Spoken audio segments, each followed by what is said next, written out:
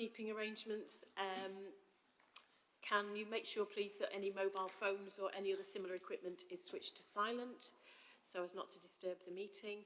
And I'm assured from this that there is no fire test planned, so if the fire alarm goes off, please take instruction from the staff and we will assemble in Tudor Square. Fingers crossed that won't happen. So we'll start with just introduction. So I'm just going to go around the councillors to start with, if I can. First of all, my name is Sue Alston. I'm Deputy Chair of this committee and I'm chairing it today. So I'll start with Christine. I'm Christine Gilligan and I'm a councillor for Hillsborough Ward. Mary Lee, councillor for Darnell Ward. Brian Lodge, member for Burley Ward. Diane Hurst, member for Richmond Ward. Joe Watson, councillor for Dawn Totley. Penny Baker, councillor for Sunnington. Mike Leary, councillor for West Ecclesfield. Thank you. Now if I can just ask the officers to introduce themselves. I'll start with David on my left. David Hollis, Interim Director of Legal and Governance. Joe Bell, Democratic Services Officer. Jason Dees, Democratic Services. James Henderson, Director of Policy Performance and Communications. Hannah Matheo, Train, Business Change Manager. Good afternoon, I'm Laurie Brennan, I'm the Head of Policy and Partnerships. I'm Emily Stanbrook-Shaw, Policy and Improvement Officer in the Strategy and Partnerships team. Thank you all. So we start with item number 2. Do we have any apologies, please? Chair, I received apologies from Councillor Julie Grocutt and Mick Rooney. Thank you. Item 3 is exclusion of public and press, which I believe there are no items that that applies to. So the next item is, are there any declarations of interest? I'm assuming given the agenda that's unlikely. Okay.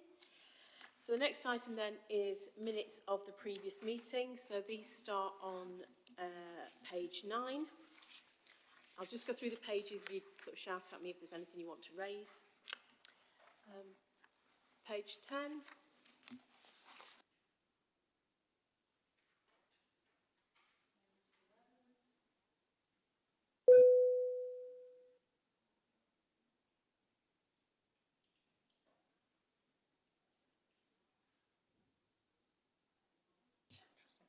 Thank you. You've all a good chance to read page 11 now.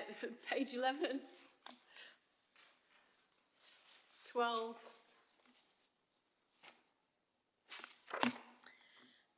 13, 14, 15, 16, gosh, there's a lot, 17, page 18 and 19. Can I assume then that we are happy to agree those as a correct record? Thank you. So the next item on the agenda is public questions, and we have received some questions from Nigel Slack. So Nigel, would you like to read your questions? And I'm going to ask Laurie to read the answers for us. Thank you. Thank you very much. Sounds like it's working. Question 1. Are the 7 themes and 15 core questions of this review manageable within current capacities, both physical and financial, in the proposed timescale? SEC should avoid making this a wholesale review, but choose to look in detail at the priority aspects. Question 2. Under the theme working practices, the first 7 questions on this theme are reasonably robust and are largely for internal consideration. However, will there also be space for asking the public and stakeholder bodies whether their experience feels any different and more in line with the Nolan principles? Question 3. Theme of capacity and resource. Questions 7 and 8 are important. However, we all know in this city the dire state of the city's finances. Will this theme therefore also consider ways of working that may provide more capacity to deliver these aims, but for the same money? Question 4, overall structure theme. This clearly calls for a well-written, by that I mean plain English, and well-defined set of guidelines. I was working through this method of guidance for committee members way back in my charity management days in the 80s. This should be particularly important for chairs in guiding their behaviour away from the one-person rules-all practices of the cabinet model. Is there, or will there be, a useful handbook for all members after this process? Question 5, under the theme of decision-making and delegation. My conversations with officers and members suggest a lot of current decisions are being made to catch up on time lost during the last 2 years of lockdowns, etc. Can we look at ways of signalling to the public, as well as members, where this is the case, compared to the new policy development work being undertaken? Turn the page with one hand. Question 6, citizen and community engagement thread. Can I make an appeal to please avoid the use of customer, client, consumer, etc. We are residents or citizens. Thank you. With question 13 in this thread, it seems clear the proposed triage system for public questions is not working effectively. It's important for the public perception of how their questions are being taken seriously, that they are directed to the best committee to respond to the question. We discussed at the transition design stage that this should not be about refusing to put questions to the committee the member of the public wants, but in offering advice about where that question may be most effectively asked. In the review of this issue, can a clear set of guidelines be created to help committee staff to advise the public? Can it be made clear to the public at what point responsibilities move from one committee to another? For instance, regeneration to housing, or governance to strategy and resources. And finally, question 7. Direct citizen and stakeholder engagement. Although commented on in the review aims 2, this issue appears to have slipped through the gaps. One of the key outcomes of the transition design process was the engagement toolkit, listing some 14 or more means by which policy committees were expected to engage with persons other than members in their development processes. Can this review ensure that the way the toolkit has been used to date has been effective, if it has been used at all, and how to encourage policy committees to use the expertise of stakeholders and residents in their work? In other words, how many co-opted members, invitations to give evidence, etc., have been utilised? Thank you. Thank you for those questions. I do think they're questions that are very relevant to what we're doing and probably subjects that we would all like to raise. Laurie, would you like to do the answers? Is that okay? I will. Thank you, Chair, and thank you to Mr. Slack for the range of questions. Really helpful and complementary to the discussion I think we'll be having this afternoon, but also what's that we've set out in the main item that's on the agenda as well. If you'll permit me, I'll go through each question in turn as well. But Mr. Slack, I don't know how long you're staying for, but if you're staying for the conversation as well, some of the content might come out of those sections as well. So we'll see if we can layer those two together. So question 1 about the 7 themes and the 15 core questions. I think we recognise that your comments around the sort of scale and capacity to undertake this at the minute.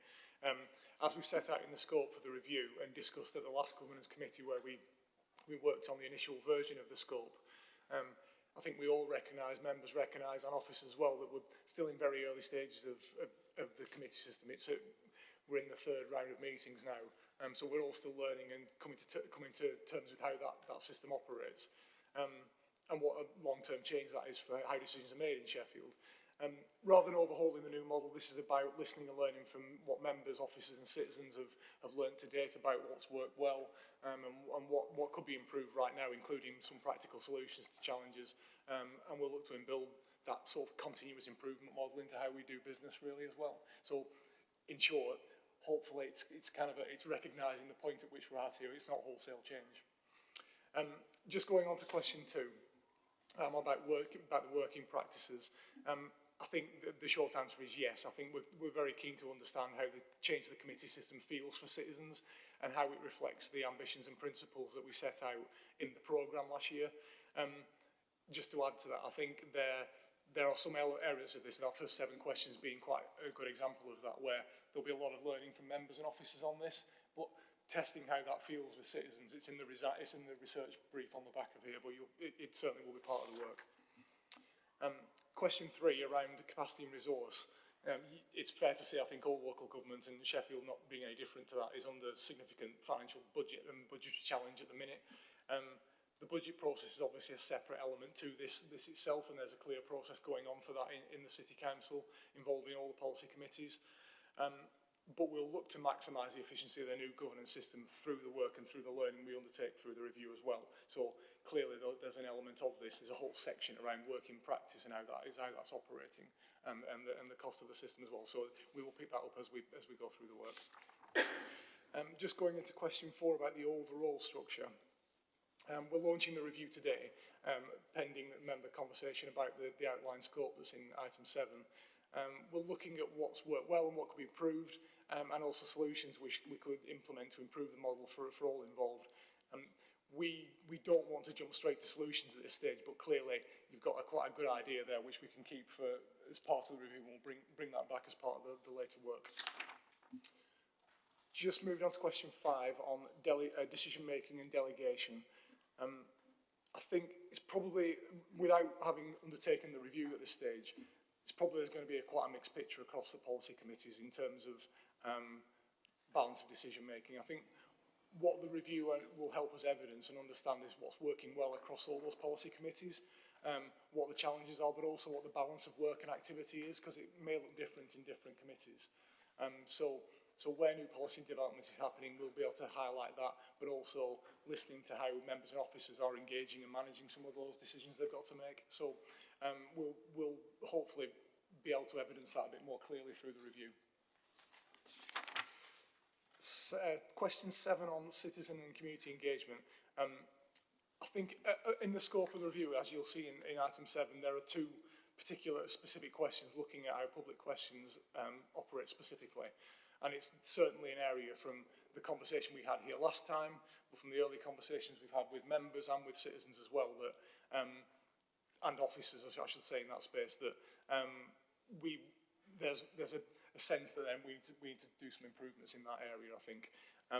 Again, we don't want to predetermine solutions and see how this plays out through the review, but it's an opportunity to reassess how the process around public question works and the associated advice to citizens as part of that. And just finally, question 7, Chair. On public engagement in the toolkit, you'll see in the scope of the review, public engagement is a fundamental part of how we want to do the review, but also about how the new system's working as well, and particularly how looking at how the committees have undertaken this to date and how committees can continue to develop that and improve their connection to communities. I think there's also quite a strong association here between one of your former questions about the balance of workload between committees and how much of that is being undertaken as well. So hopefully this will get captured in the sort of conversations we're going to have over the coming months as well. Thank you, Chair. Thank you, and thanks again for those questions. They're very pertinent. Thank you. Okay, so we're going to move to item 7, which is really the sort of process and the setting up of our 6-month review of the new governance arrangements. So I'm going to ask the officers to present this. That's going to be Hannah and Laurie. In terms of questions around it, can we sort of keep the questions to the end of each theme and do so there's sort of 2 or 3 questions on each theme, and if we can sort of do the questions at the end of each theme, I think that'll make for a better discussion. Okay. Thank you, Chair. I'm just going to say a few words to introduce the item, and then Hannah and Emily have done lots and lots of work on this together, and we're going to talk you through the relevant themes of the scope. just as by way of reminder, so the last governance committee session we had here, we almost ran a little workshop in some ways with everybody contributing and looking at what that scope could look like. And the sort of the key themes of that are set out in the little blue table at the top of page 4. From full council's perspective in May this year, the commitment here was to provide a 6-month review of the committee system and how it's working, and specifically thinking about any changes in the local and national context, which last time we said probably weren't pertinent here, but we'll pick it up in the narrative. But particularly looking at the agreed strategic aims and design principles in the assessment criteria, and seek feedback from residents, stakeholders, councillors and officers to inform the judgments against those criteria as well. So we're particularly looking at, if you look at paragraph 1.3, how the transitional initial period of the committee system has enabled the council to begin to work within a committee system, but also how looking at community participation in this as well. We discussed at the last meeting a broad scope which focused on around 9 themes. So what we've done in the intervene period is we've done some pre-work by talking to members, looking at on that basic scope and saying, does this roughly reflect what you'd expect this to be? So we basically emailed out to all members in the council and asked for feedback. We did a similar thing with people who'd involved themselves in the transition to committees, that's citizens of the city, and asked, and we've had around 60 pieces of feedback, I think, from members and citizens. Oh, sorry, 50. It says 50 in the report. That's my fault. And then we also ran a session with officers in the city council who are most involved in supporting and facilitating the committee meetings to take place as well, and the committee sessions to take place, to just test whether those rough themes in the scope were appropriate. And as a result of that, of bringing all that back together, plus the conversation we had here last time, we've set out a broad proposed scope and a research framework to support that piece of work. If you get to the bottom of page 4 on paragraph 2.1.1, this is where we get to the first theme around committee working practices, and then it starts to each theme contains a series of questions. We start to draw out some of the key issues that members, officers and citizens have kind of pointed us in the direction of for this interim review. So I'm going to hand over to Hannah to talk you through that, and I think we're probably going to work through each theme and then probably pause there for members to ask questions or suggest comments and additions, if that's okay. Thank you, Laurie. Thank you, Chair. And thank you, Governance Committee, for collaborating on this scope. I think it's been quite helpful to get us to this point. Before I start, I'd just like to point out to everyone, the themes and the questions are not in priority order. There's parity in all of those questions. They all matter. So please don't take the order of these to be considered as the priority in which we'll approach them. Theme 1, committee working practices. Broadly, quite a lot of feedback was received in this area, leading to 6 questions. Question 1, are pre-meets and briefings working effectively for all members of a committee?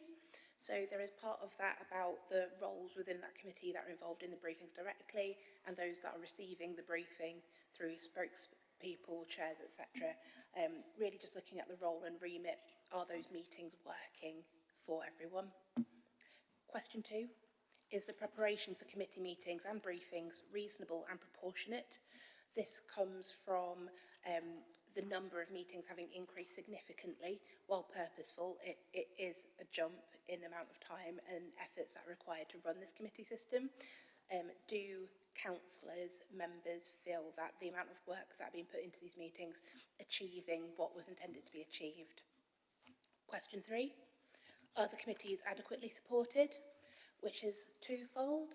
One, from the perspective of councillors and members, do you have what you need in order to operate in this committee system effectively and feel that you have the support?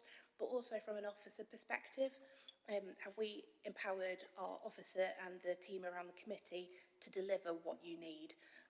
Both sides of that feel important in order to collaborate. Overleaf, question 4. Have the changes that you can see so far in the committee system delivered on your expectations? I believe this touches on Mr. Nigel Slack's comments. It's really important to consider A, what we think has changed, B, what the perception of that change is, and also indicate that this is just so far, as Laurie stated earlier, it's very early days still, but we're really keen to understand what do you think has changed and does that meet your expectation, both in terms of members, officers and the wider public. Question 5. Are committees undertaking the types of activities pertaining to policy and decision making that they were intended to do? Early on, as part of the design work, the intention was for policy committees to lead on that policy development. Is that what members feel is happening in those forums? Alternatively, what is happening in those forums, is that more meaningful? Is that the need right now? So just understanding a bit more about how you feel those meetings are working, what activity you're doing. And finally, as part of this theme, question 6, are LACs and committees working well together? Is there anything that can be improved? I'd like to point out LAC working practices are not necessarily part of this scope. The reason for that being that is being dealt with elsewhere. The part of LACs that are within this scope is the working relationships with policy committees. Both LACs and policy committees are new as part of the broader committee system, so we want to understand have we put the right things in place to ensure escalation points, communication, referrals between committees are working in a solid and helpful way. End of theme 1.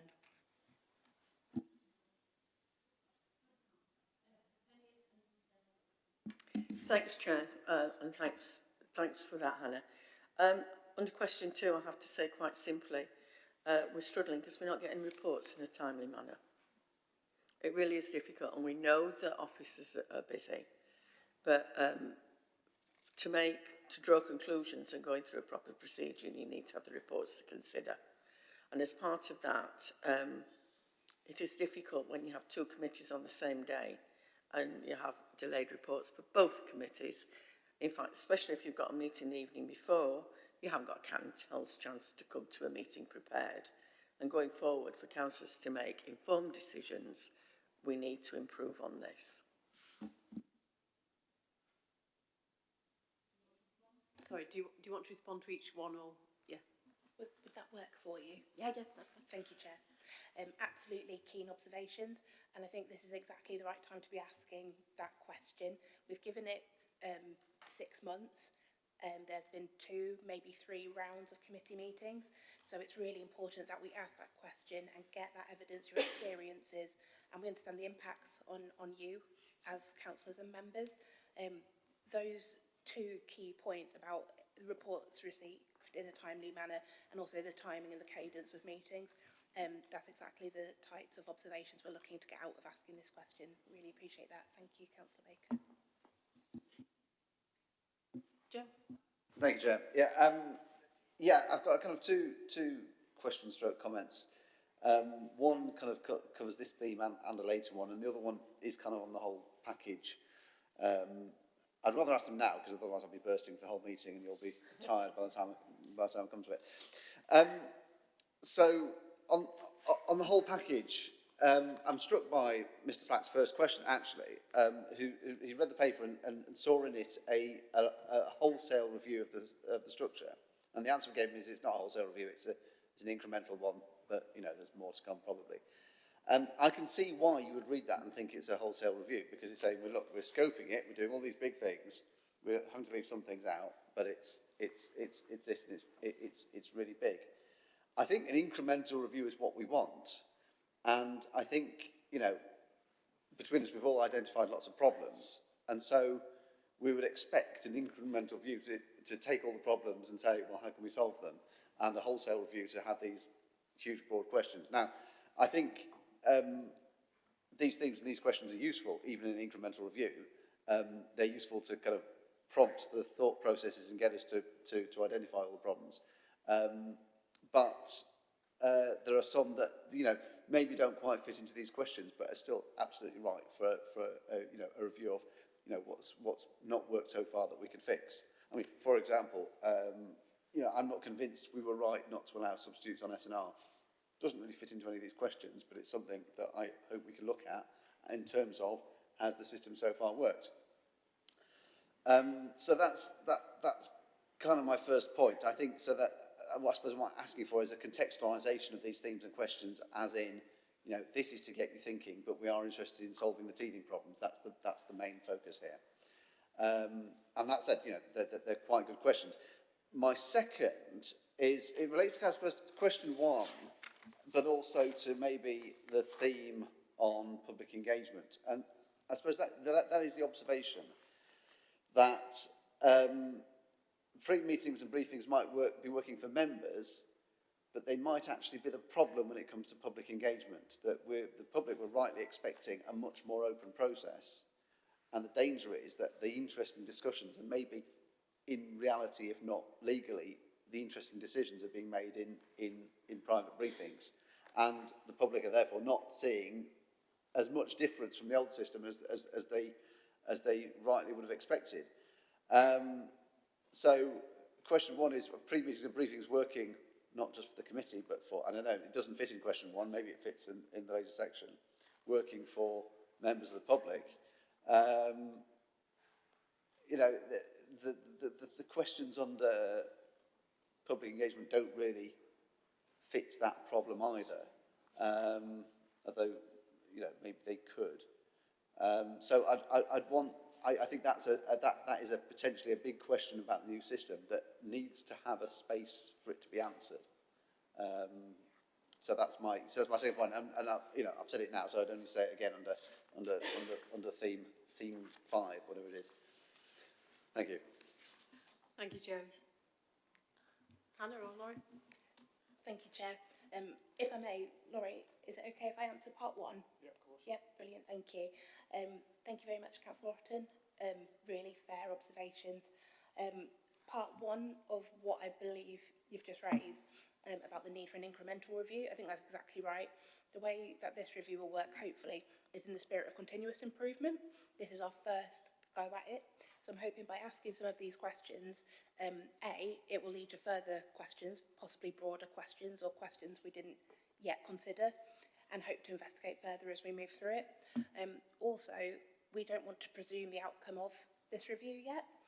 I fully expect that some of the outcomes and the recommendations from this review will be, you need to explore this further in its own right. There might be really big things that, given the time constraints and the capacity, that we can't fully explore. But what's important is that we try to understand where we need to go next. You're absolutely right, it does need to be incremental. This cannot be the only time we review and the only time we look to improve things as we move forward. Part two, can I just answer the element about substitutions? Thank you, Laurie. I think you're right. There are questions specifically like that you've raised. I think there is a question later on about roles involved, and that particular question about whether substitutes for the strategic and resources committee, that might very well come out of that particular question, but we don't necessarily want to be set purely by these are our questions. If other things are raised, there will be a way of capturing those two and feeding that out. So please don't feel that you can't raise anything else as part of this review. There will just be a way of reporting that back at the end and what we plan to do next with it. Laurie, am I okay to hand over to you in terms of the engagement? Yeah, that's fine. And I think just on the first question as well, I think I've no doubt we'll find examples like that with practical solutions to challenges that may be coming up through the system, and that's why the questions are meant to be broad enough to capture issues, and so that might be partly an answer around member capacity within the system, and is there enough support for members within that, and that includes having subs, I guess. And of course the other thing with this is that I suspect we're probably not going to get something we'll be able to fix everything immediately either, so there might be some areas where we might want to make a recommendation to look at it in more detail afterwards. So something like that is practical solutions which we could address. Some things we may want to say, well, this issue has come up, we can't resolve it all now, but there may need to be some further work on it to address X, Y, and Z. So it may take us into other spaces as well. On the last question, on your second question about public engagement, I think we tried to kind of ensure that the questions within the scope of the review about how are the citizens feeling that, do citizens feel that the introduction of the committee system has changed the way that sort of engagement activity happens. we may find, as you're describing, that doesn't feel any different to people, and I don't want to predetermine that clearly. But there is something here about the element of the public engagement that's about committees themselves, what work those committees undertake. So if they're decision-making meetings, but then if some committees are undertaking task and finish work to initiate new strategy development, that suddenly unleashes in a whole new sort of opportunity for different ranges of public engagement that's member-led. And I guess the question is the extent to which we've got into that type of activity thus far, which is what we're trying to get at here. And then there's almost a third bit to this, which is the wider engagement and capabilities and ability of the City Council, and how that happens across the board and what the standards are like in that. And that's not really in the scope of the review, but is ultimately something that we are, James, myself, Hannah, are involved in activities to try and sort of improve that, because that clearly is engagement across the board, involvement across the board, and not just at the point of a committee meeting, if you see what I mean. So I think within the scope of the review, it's looking at whether that sort of the engagement practice through democratic meetings has changed. And as Nigel has quite rightly asked a question about the public questions, there's an element of that. It's a very, very clear and quite direct sort of way of a citizen raising an issue. There's clearly some improvements we can do in that, as we've discussed. So there's going to be some practical solutions, and some of it might be longer term in activity as well. So. If I may, Chair, I mean, I thank you for the answer. I mean, I think every time this has come up, the answer has been, well, the engagement is not just the committee meeting, it's all the other stuff we do. But if the problem, but maybe there's a problem with the committee meeting and the way it's supported by briefings, if that problem exists, it's not solved by all the other things that we do. It's still sitting there. So I do hope we can be kind of open-minded about this. And have room for that issue to be raised. I'm happy to leave it there. Both James and Emily were waving at me to answer that. Sorry, So I can't quite see along the. Could I just very briefly just add a little bit to what Laurie said? I think one of the things that we're going to find through this review is that there are aspects of the system that are in tension with each other. And I think that was sort of if I've heard what you said correctly, Councillor Ross, and that was at the heart of what you were saying about the tension between kind of pre-briefing and public engagement. I think we'll find some other examples of this, and I think one of the things that we're going to have to do is to sort of hold those tensions and be aware of them. And as this review comes to a conclusion, we're going to have to. You as members of the governance committee are going to have to make some recommendations about where the balance of that tension needs to lie, and there'll be a number of those, I think. So it's probably worth us thinking through as we do this review, sort of what those tensions are and what the different options for getting the balance right on them is. So it was just that point. Thank you. Sorry. Thank you. Emily, did you want to? I just want to say really that I think the scope will help us to do that. We've got question 4 that's asking about whether the changes have delivered on people's expectations, and that's a question for the public as well. So if there are those concerns that perhaps pre-meetings have taken something away from the system that it was expected to deliver, I hope that we will be able to uncover that through the process that we'll go through. Thank you. I've got Brian, and then Diane, and then Mike. Yeah, thanks, Chair. I think it's elaborating on the points Councillor Otten's making there. I can only speak from the Finance Subcommittee. We have briefings every week for the co-chairs, the vice-chair and the Green spokesperson on there. And we have a lot of reports and things that go through, and we do a lot of that. The detailed work is done in these briefings that go through. And when you consider, because of the scope of the committee, there are quite a few confidential items in there, but when it does come to the committee, we try and keep it where there aren't confidential reports. So some of that does go on in the background. We have had a few all committee meetings when we've been looking at the in-year budget and overspends with other committee chairs and with officers.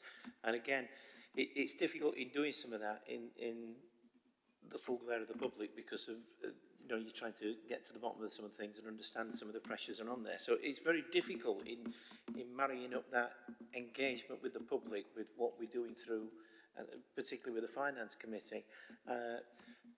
you know, I think on the frequency of the committees, it depends on the workloads and things in there, but we had a finance committee meeting the other day, on Monday, that lasted till 5 o'clock, went 3 hours, because the amount of things on the agenda, and it generated a lot of interest and a lot of conversation, and I think we did justice to a lot of the reports on there, questions that were asked by members on the committee, but that was quite a big agenda that was on there in going through, and that's not unusual really. I think there's quite a few things, and I think the first round of meetings we're finding that from talking to colleagues and other committees, there just wasn't the time in there to deal with some of these things. So I think it's trying to find that balance between the public meetings and the meetings that are going on, the briefings and pre-meetings and things like that that are in the background, and it's trying to balance that.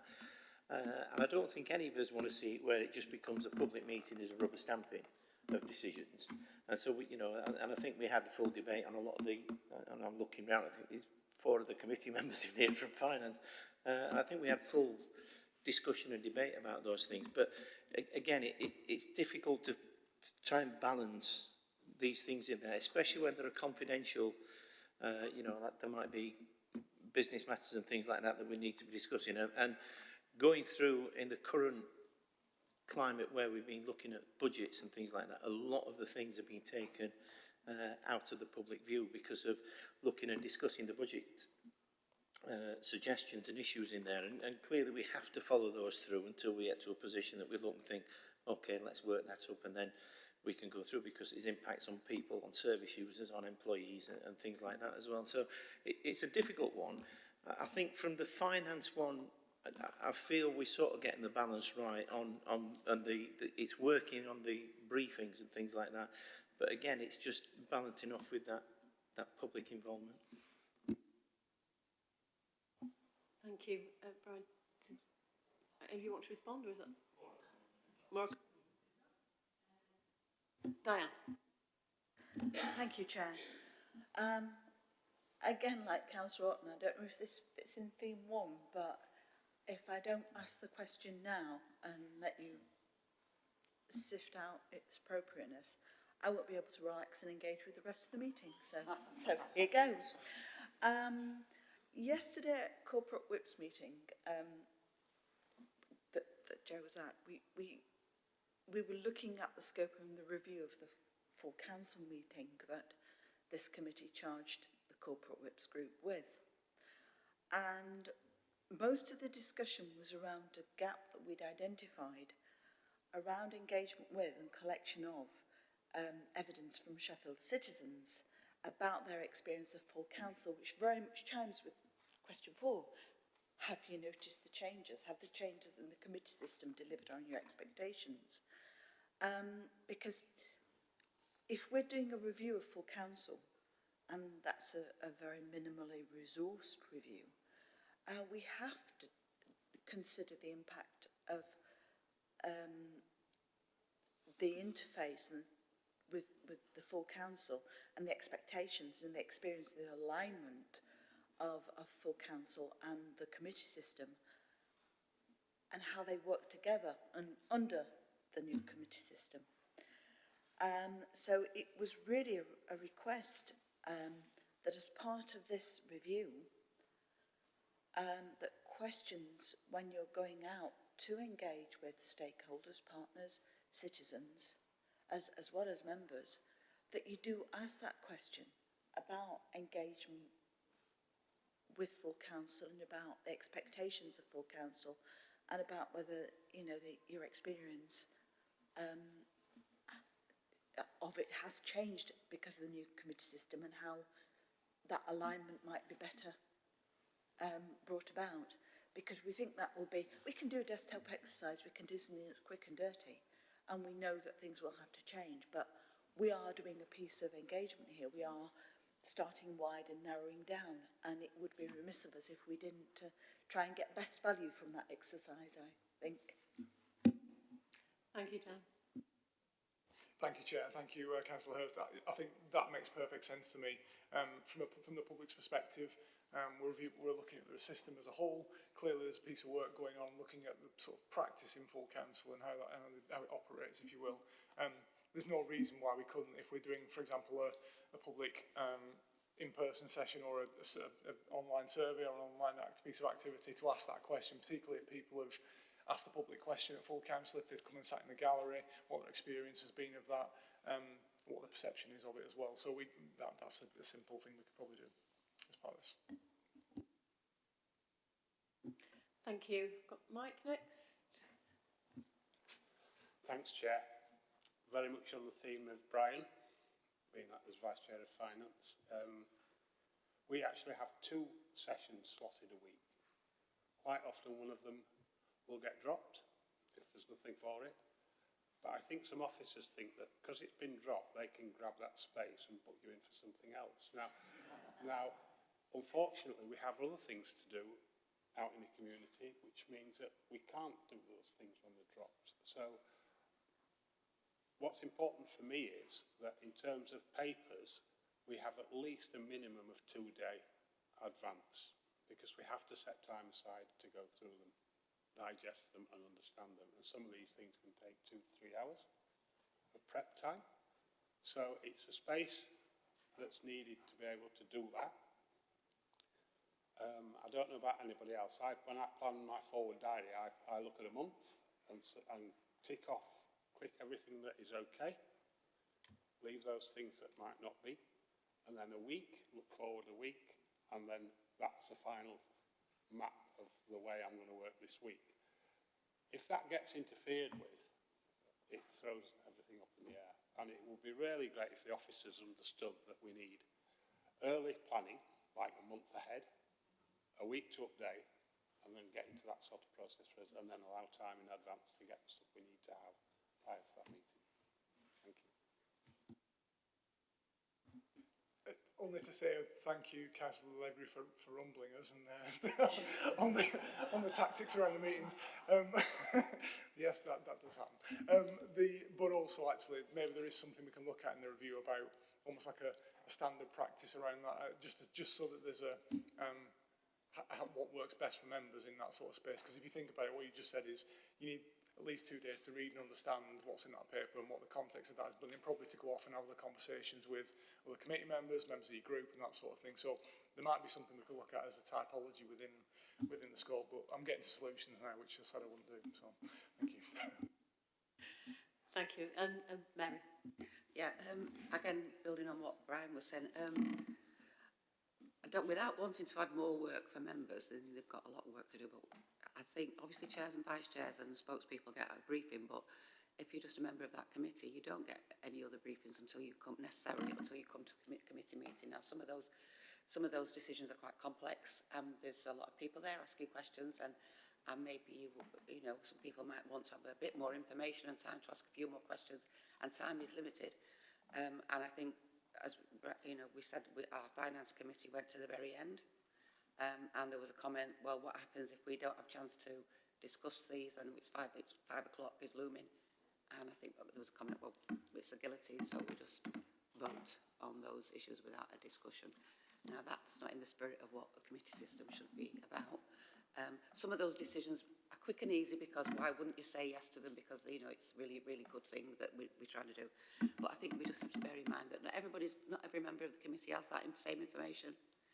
And, we just need to make sure we're not bounced into decisions because of the timing we've run out of time and we've added some extra time and we still haven't come to the end of the items on the agenda. Thank you. I think, Penny, did you want to be on the same? Well, it was Mary was saying that, the chair and the vice chair and spokesperson have a meeting, then there's nothing between that and the meeting itself. I think if I can put in, I think that varies depending on which committee you're on. Yeah, I think that is one of the I think that's one of the crucial things that we need to draw out from this. But at the minute, obviously, we're trying to look at what we're drawing out. Yeah, because I was going to say that does happen differently in different committees. Any comments from officers? Okay. Can I just ask a thing myself? As we're going through these questions, I just think it might be useful if we talk a little bit about the methodology we might use to get that information. I don't know whether you want to do that sort of right at the end or as you go through theme by theme, but I think that would actually be useful because we may have comments we want to make on on the methodology as well, if that's okay. Thank you, Chair. Absolutely happy to do so. We have listed within this scoping document the sort of approach we look to take.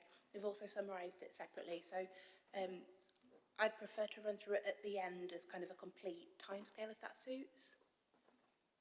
That's absolutely fine by me. I just don't want it to be missed because people may want to comment or ask. Understood. Thank you, Chair. We move on to theme number 2. Thank you very much. Theme 2 is capacity and resource. 2 main thematic questions came out of this area of work. Question 7, do members and officers have the tools to support, deliver and develop in this system? A lot of the feedback received was about, have you had the right training? Have you had enough training? Do you have the right reports, the right templates, the right kit even, in order to work in this committee system, especially given we managed somehow to implement this during the pandemic. There are things that we haven't yet considered as we move towards more hybrid working. So this is all about, as members, do you have what you need, and as officers, have we given you what you need to keep developing in this space? Question 8. How well are we mitigating the risks identified in the Equalities Impact Assessment?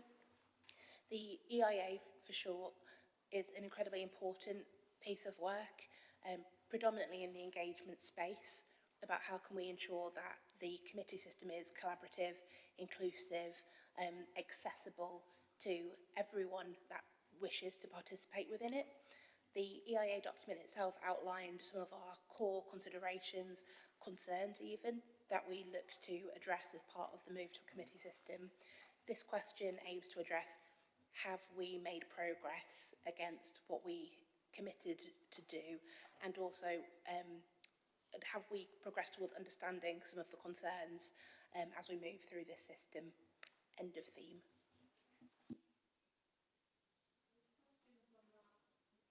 Apologies. Any questions or comments on the questions in that theme, if that's... No? Okay. Do you want to move on to number 3 then? Thank you, Chair. Theme 3, overall structure. I think there is two questions within this theme. Question 9, do the policy committees have clear remits? Are they the right remits, and are the links to other committee remits working? There's been comments today about the escalation and what might sit where, especially if there are referrals between committees. This is that question. So if there is a cross-cutting issue, how do we deal with that? If there's a referral from another committee, how does that work? Have we made that clear in terms of the ways of working, roles that required? It's a really big question, I expect. So quite a lot to come out of that, I think, especially in terms of specific things, outputs we can put in place to ease those sort of concerns. Question 10, are the roles within the committee system clear and working as intended? Specifically, the role of the chair, the vice chair, the spokesperson, as Councillor Otten indicated earlier, even is there a role for substitute councillors there? Are they the right roles? Have we set in place the right roles? But also, is it clear what the expectations are? Do you have ideas actually on what could fit within those roles or that we could do differently? As well as, are they working as intended? Are you as committee members getting what you need from your committee members, your peers? Quite an interesting one to make sure that kind of roles and responsibilities are clear, and we hope, alongside with the feedback from Mr. Slack, that there would be an output such as a handbook in place. But again, like Laurie said, I don't wish to solutionise before we've done the work to understand what the problem is first. End of theme. Christine? Thank you. Yeah, I have 2 questions, one on each of them, one on question 9 and one on question 10. So I know that we've talked about the lack and how they work with the other policy committees, and we've also mentioned full council. Another question that I've been asked by my group is the effect on other committees like the planning committee, because the planning committee now meets less regularly in order to fit in, I think, all the requirements of the full committee system. So will issues like that be able to be raised and discussed?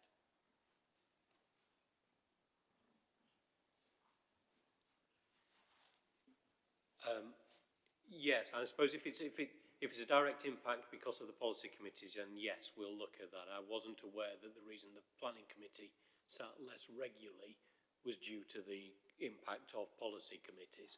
So if that is the case, then I think that's something we need to look at. I was told that, but you know, I mean, maybe that does need to be clarified then. But so that was that question, and the one on question 10 is we are looking at the roles, and will the remuneration of spokespeople be in this remit? Jason? Thanks, Chair. So the independent remuneration panel is looking at the issue of allowances for spokespersons. So there's some evidence being collected at the moment to make sure we've got a proper picture of what spokespersons do.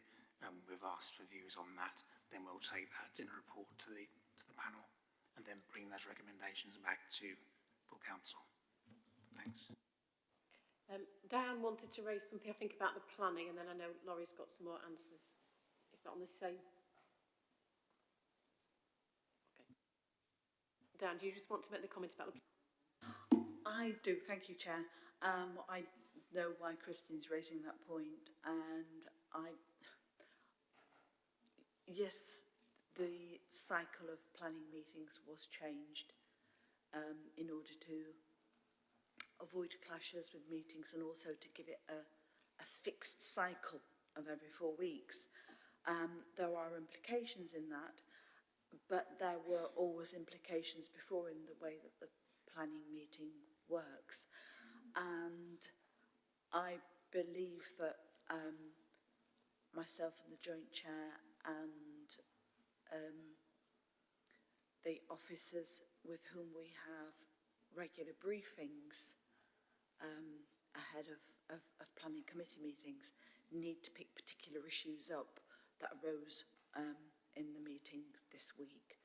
And I'd appreciate it if you could liaise with us and let us have those conversations, and if necessary we'll bring something back to this committee at a future time.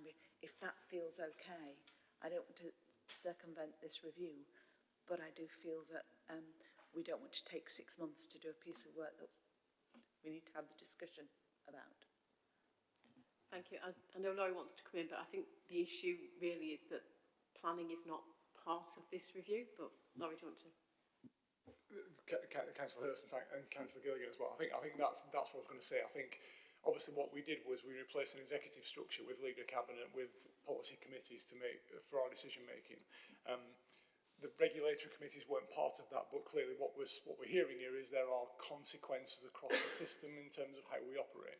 So in my eyes, I think we don't want to get into reviewing the planning committee as part of this review because that's one of the regulatory committees. It feels like there's a separate piece of work which could be looked at here about the current operation of planning.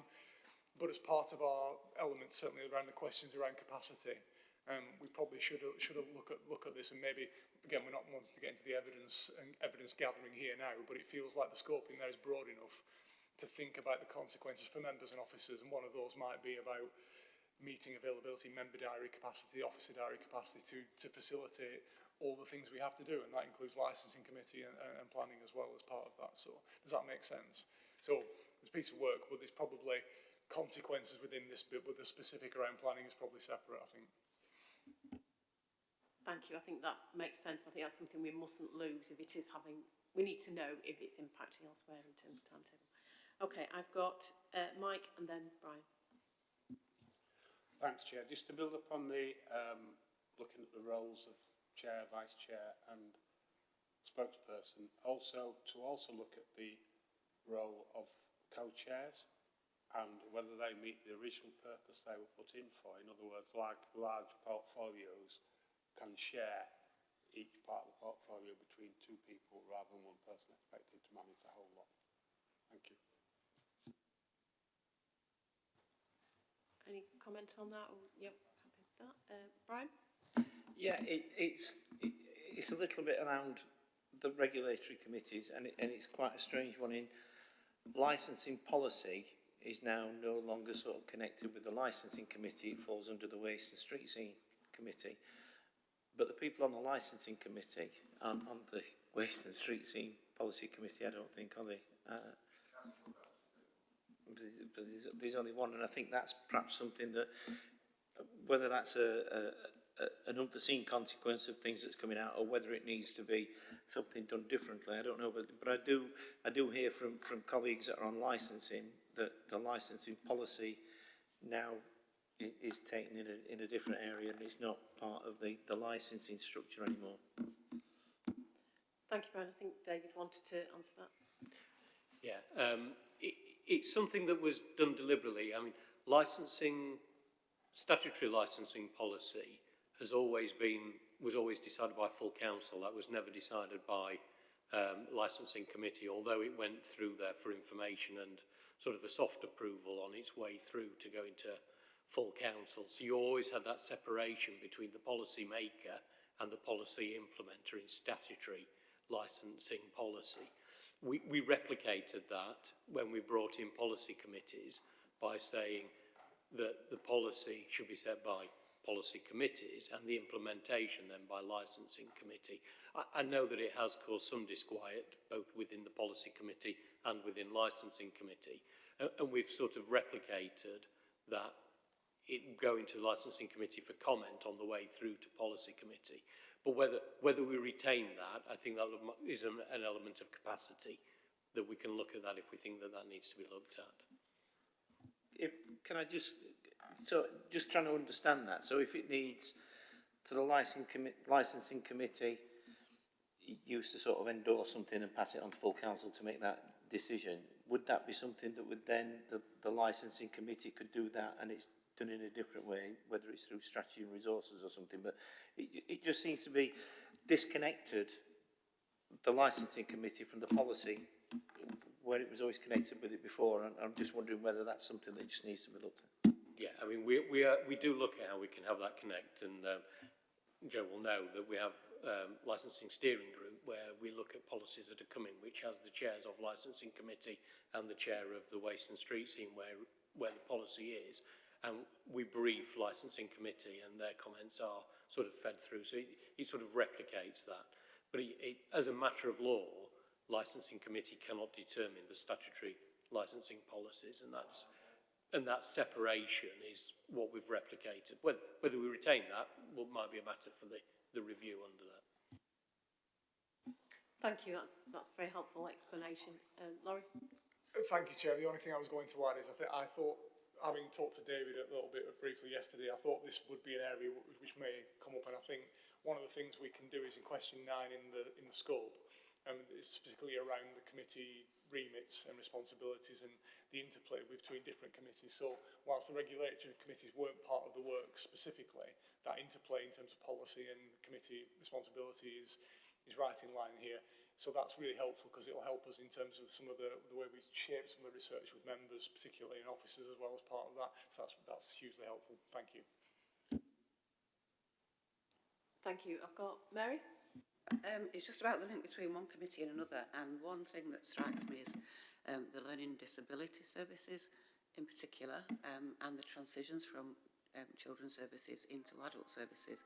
There was a lot of work done many years ago because the two a number of years old didn't sort of sit well together, and there was a lot of people finding that they'd dropping off a cliff when they'd reached a certain age, and some people stayed around children's services for a long time, and some were transferred at different stages. And we did create an old age disability service which sat with a cabinet member. I can't remember which one it was, and I just wondered, has that been retained?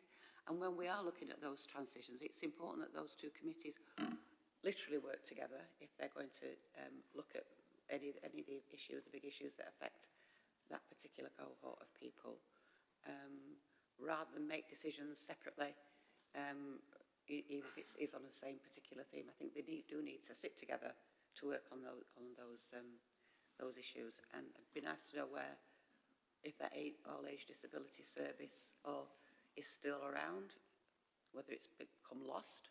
I don't need an answer now, but just need to look at that. It's a really important part of social care services. James? Yeah, thank you, Councillor Lee. I can't answer the specific question about that, but I'm sure we can get that answer to you. I think the point that you were making about the way in which different policy committees need to come together when they have an issue of shared interest, and I think old age disability is a really good example of that. I think that feels like something that needs to be considered as part of that question about the remits of committees and how they work together. And there are a number of other examples that will be kind of very apparent to members as well, some of which we maybe haven't come up against yet. So I think it's actually quite helpful for us to be thinking about some of that at this point. So I think we can take that away as an area to sort of explore further within this. Thank you. Okay. Anybody else? Any comments? Can I just make a couple of comments then? Firstly, I think question 9 is actually going to be a very big question in terms of the amount of work we're going to need to put in on it. That's just my personal opinion. And I think within that, one of the things that we need to look at, and I think Mary's comments have actually sort of highlighted that, is we haven't at the moment, my understanding anyway, made a lot of use of task and finish working groups, whatever you call them, or indeed of any additional subcommittees over and the ones that we set up right at the beginning. And it strikes me that some of these areas of cross-working may be something we need to encourage people to look at more. So I wondered if we could actually add into that, or unless it's somewhere else and I've missed it, a review not just of what's in the policy committees, but also their subcommittees and whether we actually need any more or different ones moving forward. Okay. Anything else on this theme? Shall we move on to the next one then, Hannah? Thank you, Chair. Overleaf on page 10, question 11, within the theme decision making and delegation. Are decisions being made effectively and efficiently? This may very well link to have we provided you with the right training, tools, etc. It might also link to the briefing meetings and pre-meets. However, it did feel like a standalone question, and if some of the feedback that we receive as part of answering this crosses over, I think that's okay. Particularly for this question, there was an ask about decision making and urgent decision making. Are those meetings facilitating quick decisions due to the nature of the urgency? What else could we be doing to help you make those quick decisions and to feel that they've been robustly made? End of theme. Any comments or questions on urgency? Mike? Just on decisions being made effectively, I'm going to bring up the word scrutiny again. And the whole objective was that we would have pre-scrutiny so that we don't have to scrutinise decisions after they've been made, which means early identification of potential decision making so that the committee can give a steer as to how they want that decision to be progressed forward before coming to a solution. So, for example, leisure services needs an early analysis and decision so that there's a direction made about where that project will go and what it should be. And it should be with every decision that's a change of direction that needs addressing. Thank you.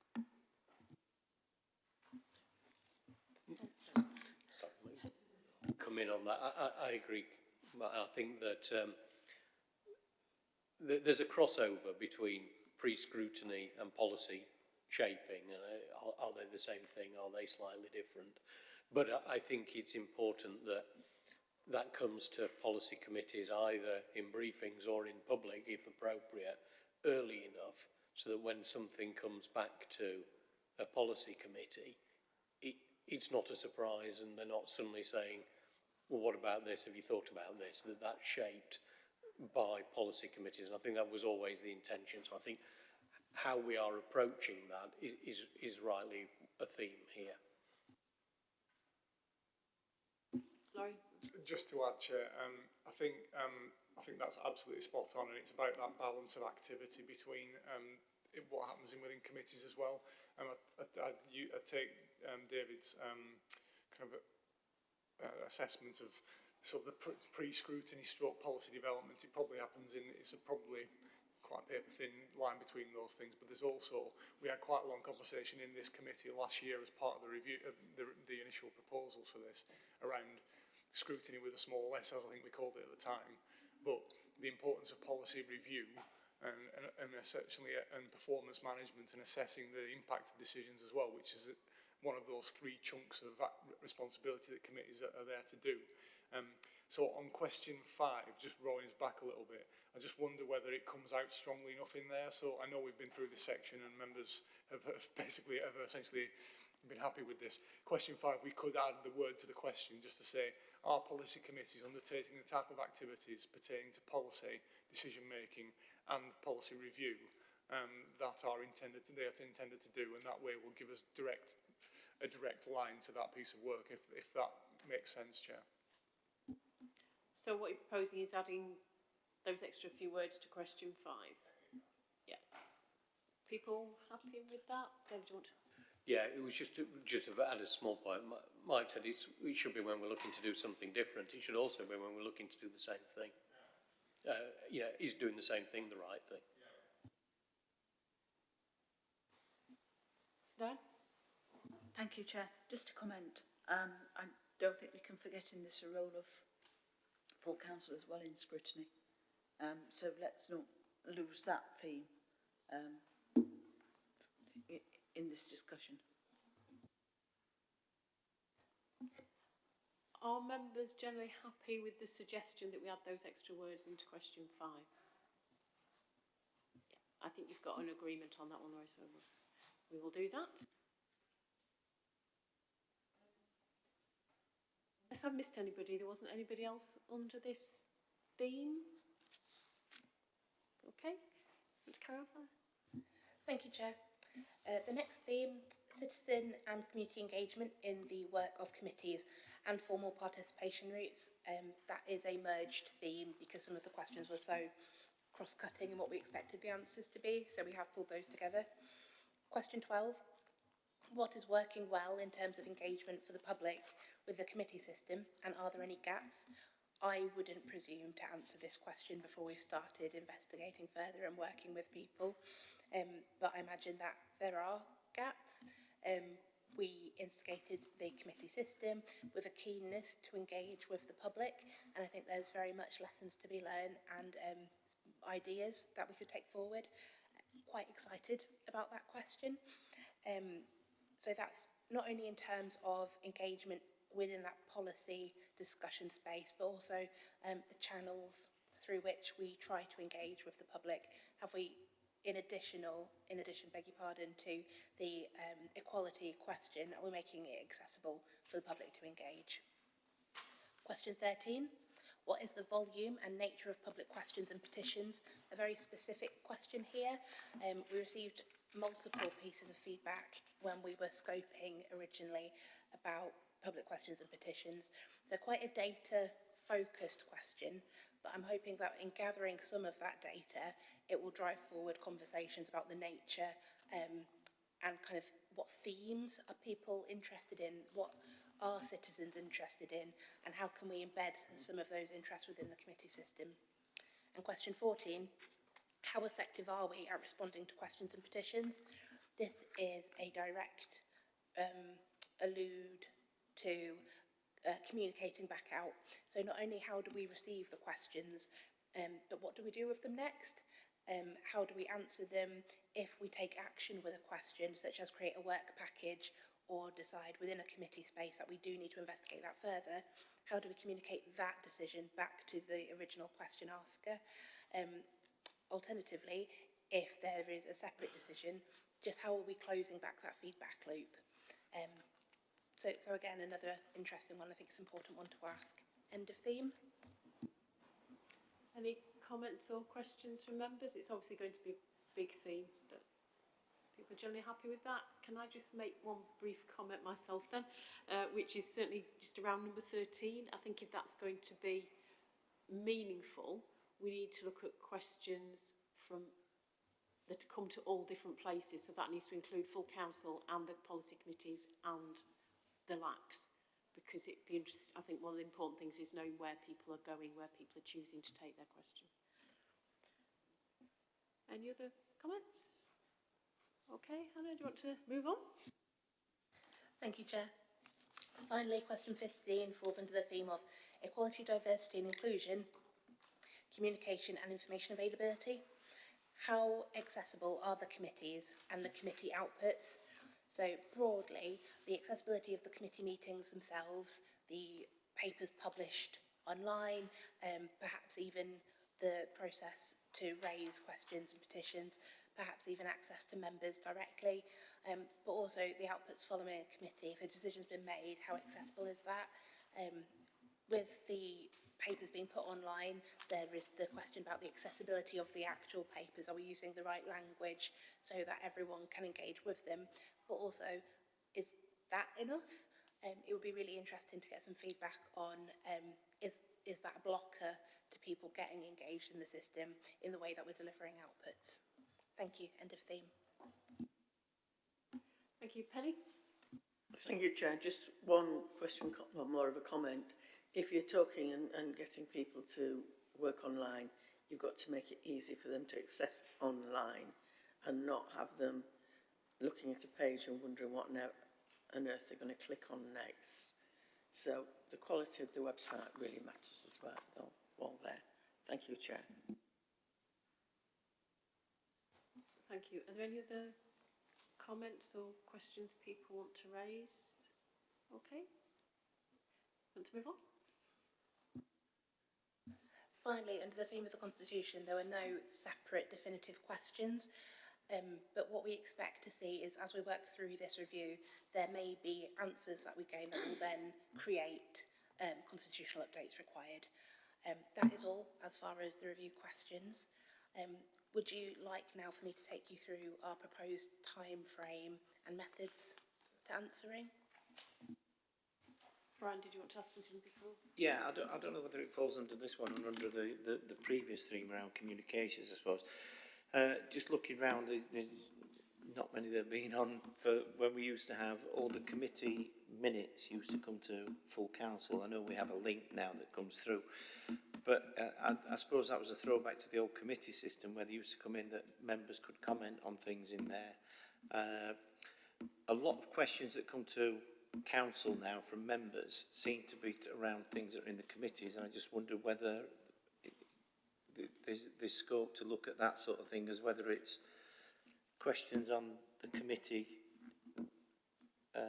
minutes rather than all the questions that are coming through, because there seems to be a lot of repetition of questions that members are asking in committees or going in there, and I suppose it's the opportunity for people who aren't on some of the committees, because you don't necessarily know everything that's going on in all the other committees, or have the opportunity to ask a question of it when you've got to trawl through and then go through and put the question in advance for members' questions. But I'm just wondering whether it's the opportunity like we used to do with the minutes that were on there, and people could. It was called observations, but it gave the opportunity to ask questions on things in there, and on a defined time slot in the council. But it's just wondering whether it's something that we ought to be considering in there again. Does anyone want to comment? I know we did discuss this, and I can't remember in the previous configuration of this committee last year. I can't remember the detail. But the other issue I just want to just mention is that obviously members' questions is probably something that the WIPS group are looking at within their remit, but we obviously need to get the feedback from their remit and make sure that we don't lose that. Does anybody else? the only thing I was going to say, Chair, is that I'll go back through the scope. Hannah and myself will go back through the scope from last year, because we definitely discussed this item. I can't remember for the life of me what we said. There were a lot of them, but we can bring that back as part of the evidence gathering, so we can relook at it if that makes sense, Councillor Lodge. Councillor.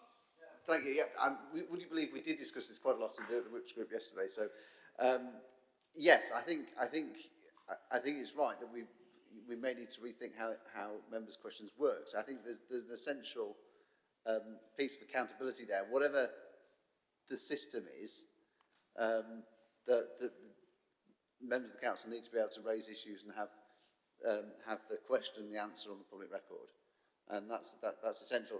Whoever it is, whether they're a member of a committee or not.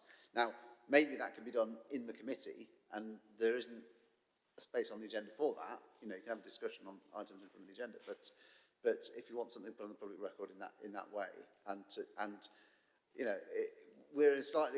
there's a slightly grey area now as to what is the role of the chair and what is the role of the committee, and therefore does your question go to the whole committee in a sense rather than to the chair? I think that's a fair thing to look at.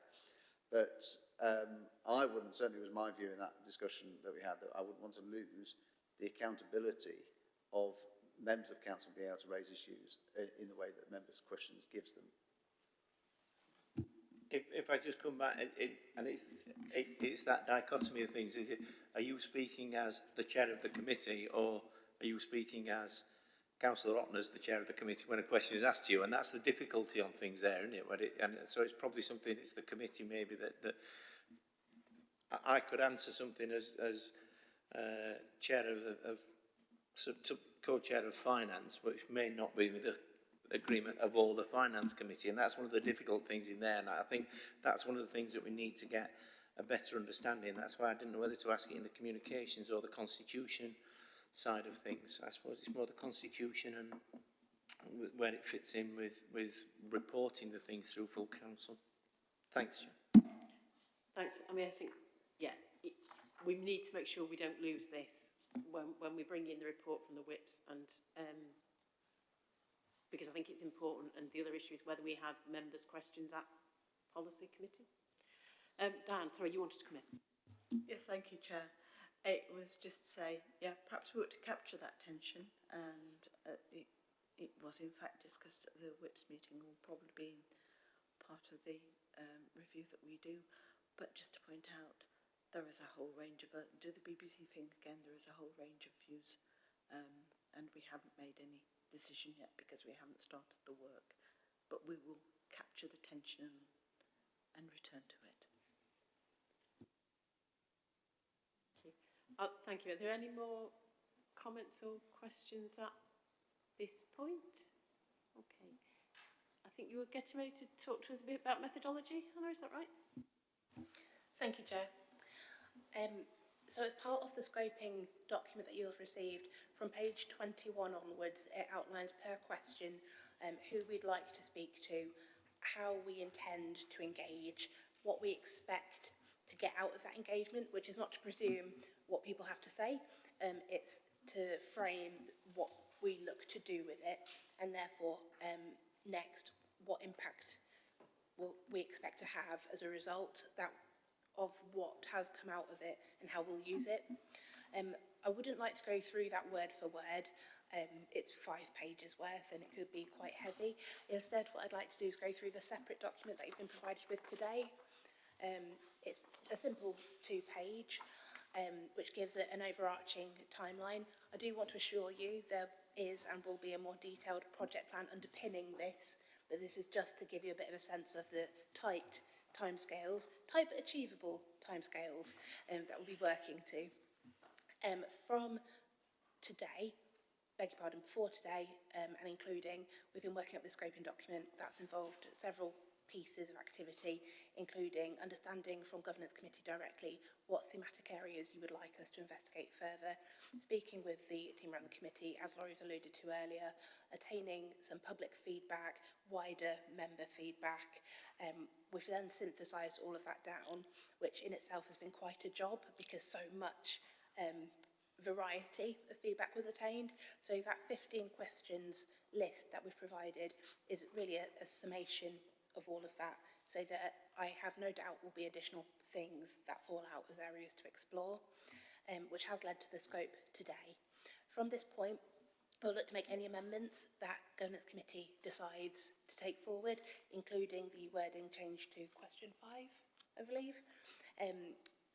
We'll reissue for approval, and from that point we'll consider the review launched. What we would like to do as Governance Committee is ultimately the steerer of this review. We would like you to be as involved as you wish to be, to influence how we go about this and to work with you as we move through this process. As such, we'd like to use Governance Committee as sort of our milestones as we move throughout this process, with AGM the ultimate deadline to agree any recommendations to take forward in the next year. We understand that the election time is not ideal to do some of this work during, and we'd ideally like to get the recommendations drafted and provisionally pulled together for you before that time period, which leaves us with the Governance Committee in March to demonstrate some recommendations for you there. Before March, we would like to have already approached you and worked with you to understand what out of the recommendations would you like us to focus on. For example, if, very much like the original installation of the committee system, if there are 100 recommendations, what are your priorities? What would you like us to focus on and collaborate with you on? So if that takes us up to March, we therefore need February to develop those recommendations. Before February, we would need the end half of January to early February to talk about and kind of synthesise down all of the engagement, all of the findings. That's not to say that we can't carry on conversations, because I do appreciate that doesn't leave us with an awful amount of time. But that's when we will start to synthesise this so that we can come to you with, here are some themes of feedback that we've received so far. What would you like us to pursue in that realm? Therefore, the big chunk of the review work we'll look to undertake from the point at which we launch the review through to the middle of January. There are absolutely some caveats to this. Understanding A, that this will take place during a seasonal period, during a period when there is a lot of sickness. So we don't expect everyone to be at full capacity during this time, but that is the time period we will start to commence the review itself. During that engagement time period, there are multiple ways in which we look to engage with yourselves, with officers, with stakeholders and the broader public. They include surveys, and I absolutely understand surveys cannot be the only way that we engage. I think everyone's got a little bit of survey fatigue.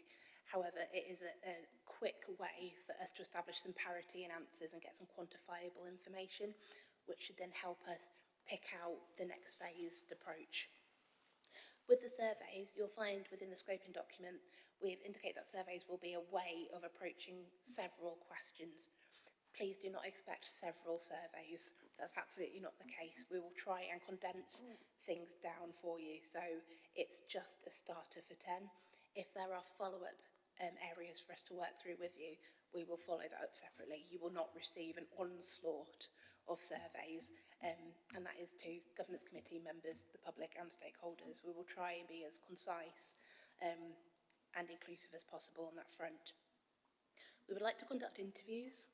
I think interviews will largely be led, A, from understanding the results from the survey, so that we can start to unpick what should the interviews contain, which are the appropriate questions to raise within interviews. Again, as we've indicated in the scoping document, if we're looking to use interviews as a way of understanding multiple questions, that does not mean multiple interviews. I've absolutely heard you today about we don't have the capacity and the time to spend doing several of those exercises. We will look to use your time appropriately and ensure that it's meaningful conversations that we're having and not spreading it out unnecessarily. That is unless you wish to. We also look to shadow the team around the committee, particularly around working practices. There are some things in interviews that might very well come out of people's particular concerns. However, I think a real ground floor opportunity is to see it happen in practice. how long are things taking to happen, how are things being communicated, so that we get an absolute idea of what's really happening, so we understand not only your perception of your experience, but the practice that you undertake. We will continue to run officer focus groups. There are working groups in place, and it makes sense to optimise those spaces already without creating another set of meetings to go to. We would also like to hold public drop-in sessions, and the ask of members would be, we would very much welcome the opportunity to collaborate with you on those, particularly as representatives of citizens. I think sometimes it's really easy to forget that we too are citizens, and we collaborate with our constituents in that way. So public drop-in sessions we would like to do. I think there is a way of going about that will get some engagement, lessons learned from previously to the committee system. I believe, was it Shoe Zone, that we had a little pop-up stand-in. We've reflected on lessons there and how we can get more strong engagement, particularly as people are starting to flock to the town centre again during this time period. So we need to really optimise that. We would also like to engage with committee meetings directly. We appreciate it cannot take the whole agenda by any means, but look to either hold drop-in sessions after committee meetings where appropriate, or perhaps have an agenda item on them, just to introduce a space for those conversations. Again, I do take the point that's been raised today of some agendas are already packed, so we don't look to be too ambitious with that. Again, we want to be appropriate for your time. We'd like to conduct some time in motion studies, that being more of a data reflection, for example, within the petitions and the public questions area, from the point of a question being asked, how long until it ends up in a committee, how long until there is a decision made, how long until that decision has been reflected back. And finally, a desk-based research type analysis. So that's all the quantifiable data, all the things that we do already have access to, so that can rumble along in the meantime while we put forward some of the more face-to-face and intensive engagement. There was conversations early about doing an evidence hearing, very similar to the ones that were conducted in December last year, if you remember, the inquiry sessions, with members of the public, with officers, with interested parties presenting on their ideas for the committee system. And I think depending on how we get started here, there may be opportunities for similar exercises. I wouldn't like to say yet what the cadence of all of these activities will be. We're working up that detailed plan now, so please be assured that work is happening. But once again, just to reiterate, we don't want to increase your time and capacity substantially for this. We want to be really sensible in how we approach this. Absolutely welcome your feedback on that. Thank you, Chair. Thank you. I've got Diane and then Christine. Thank you, Chair. I don't know if this is the appropriate place, but I noted that there was the request to change the wording of a question mooted there. And do I need to put a proposal to this meeting to include questions or increase the scope of existing questions to include the theme of full council in this?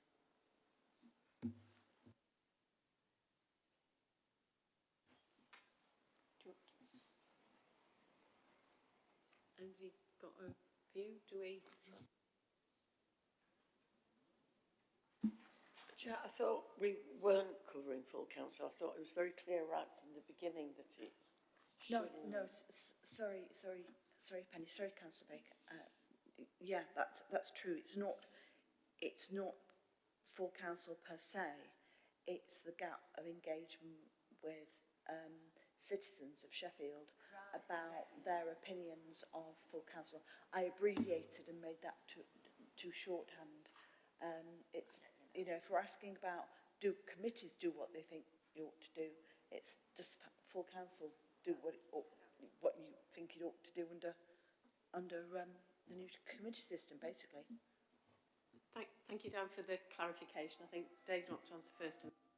Yeah, I don't think we need a formal amendment. I think it's just a case of making sure that when we go out for the consultation, that we align the two things. So I don't think it needs anything formally amending for that.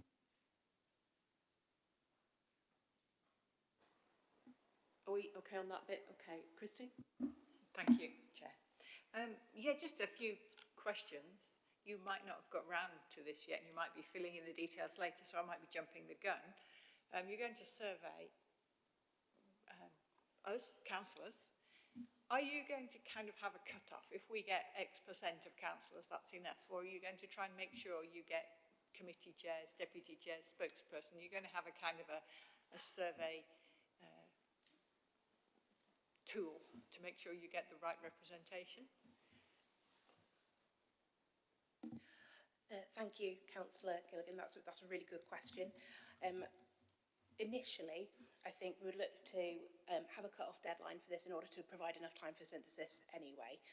So we would do regular check-in points to see the amount of responses that we've got.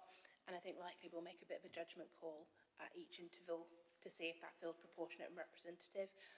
Additionally, we're happy to follow that up with the Governance Committee to demonstrate we've had X amount of responses. Do you feel that this is proportionate? But I'm happy to provide that information as we go and keep a solid eye on that.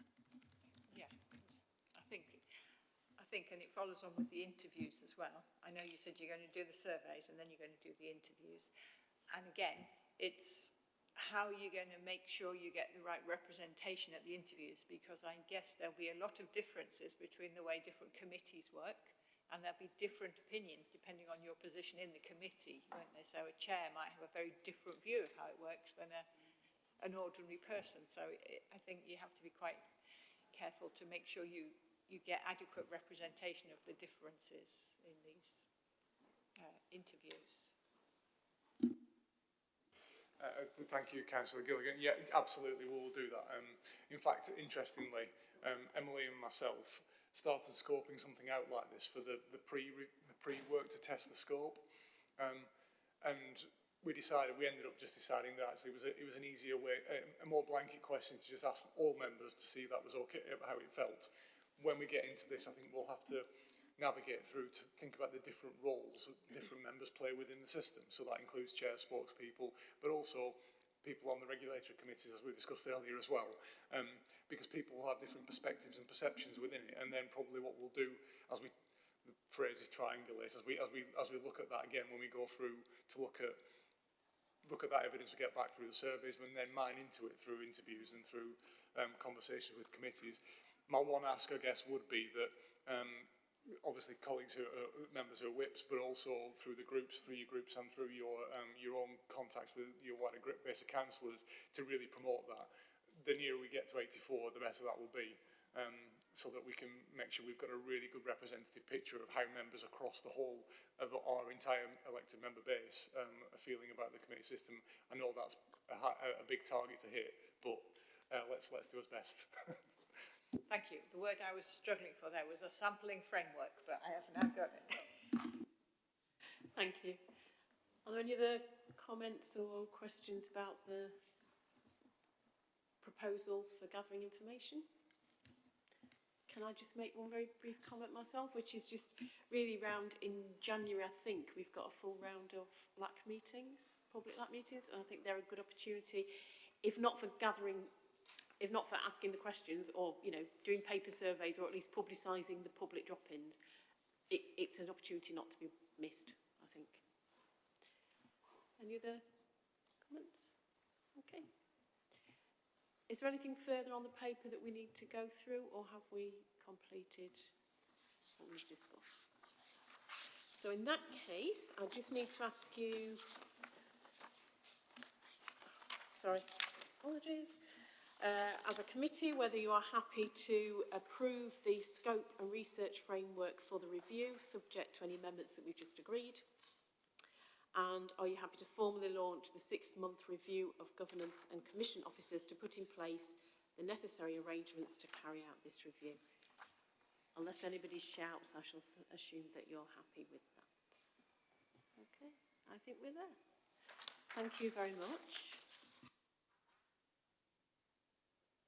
Yep. Can I just echo that? Thanks for the report, because this could have been incredibly daunting to try and think of what the scope might be on this. And although it's got my name at the front of this report, the credit for it has to go to Hannah, Emily and Laurie on that. I just wanted to make that clear, that they've done an amazing job to get something that makes sense and that we can achieve in the time that we've had. Thank you. Yes, I think that's really important to thank people for the work, because it's obviously not been that simple. So thank you. Our next meeting is formally scheduled for the 8th of December. I've just read that and forgotten it. 8th of December. So unless there's any other... I'm Chair. Do we know? It's not on the papers. It's not on the paper. It's usually 2 o'clock. Can we assume it'll be 2 o'clock? It is 2 o'clock. I'm told it's 2 o'clock. Great.